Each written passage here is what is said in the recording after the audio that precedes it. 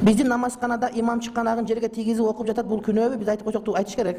Эгер эркек чыкканагы жерге тийип окуса, анда намазы макруу болот. Аяк киши окуш керек. Анан жара болуп калып көтөрүлбөй ушинтип аткан болсо анда эле жок. Ibn Taymiyyah жөнүндө кээ бир китептерде ишеними тайкы бидатчы деп жазышса, кээ бир булактарда мактап жазышкан. Байкап көрсөм, сиз да бул алымды көп мисалга аласыз. Сиздин фетваңыз кандай бул алым жөнүндө? Чоң алымдар жөнүндө мен фетва бере турган адам эмесмин тууганым.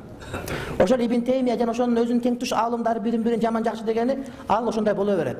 Эгерде замандаш алымдар бирин-бирин жаман деп атса, кабыл болбойт. Себеп замандаш алымдарда бири-бирине кичине көрө албасын деген шайтаны болот. Ошон үчүн чогуу жашап аткан алымдар бирин-бири жамандап аткан болсо, бул өтпөйт, бирок мактап аткан болсо өтөт. Ibn Taymiyyah тарыхта орду бар адам. Ibn Taymiyyah анын китебин көп адам түшүнбөйт. Анын китебин көп адам түшүнбөйт. Анан Ibn Taymiyyah'нын жолун жолдоп атабыз дегендерге Ibn Taymiyyah сен кылганда кылган эмес эле десең эле, Ibn Taymiyyah сөзүн сен түшүнгөн жоксуң дейт, же болбосо Ibn Taymiyyah инсан адашып кеткен деп айта беришет. Туура алым болгон, адашкан жери бар, адашпаган алым жок өз тууганым. Бардыгы алым адашып калыш ыктымалы бар. Бирок ниеттери түз бардыгыныкы Кудай Таалам бардыгын ийгилик берсин деп айтабыз.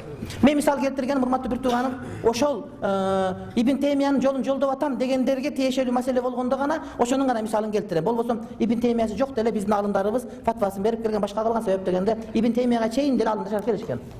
Анан диндин бардыгын Ibn Taymiyyah Шейхул Исламга байлап койгондогу болбойт, чоң алым, Кутуб-ис жатка билген. Ibn Taymiyyah'нын фазилеттеринин бири бул күрт болот, араб эмес күрт. Мына суриялык күрттөрдүн бири. Чоң атасы дагы алым, өзү дагы алым болгон. Кутуб-ис жатка билген. Анан жазып атканда биз жазабыз да, мисалы үчүн Ibn, анан бош калтырып Taymiyyah, бош калтырып жөнүндө деп жазабыз го. Ал ушу калемин көтөрүп, кайра чүргүчү убакыт кетип калат деп сөздөрдү кошуп жазып кете берген да. Бөлгөн эмес. Анан өзү жазган, өзү окуй албай калган. Анан шакирттеринин бирин окуп берчи деп өзүнүкүн. Ушундай адам болгон. Акидал Уасития деген китеби бар. Асырдан Шамга жазып бүтүргөн. Асырдан Шамга чейин бир китеп жазып бүтүргөн. Асма ва сифат бабындагы бир жакшы китеп бар.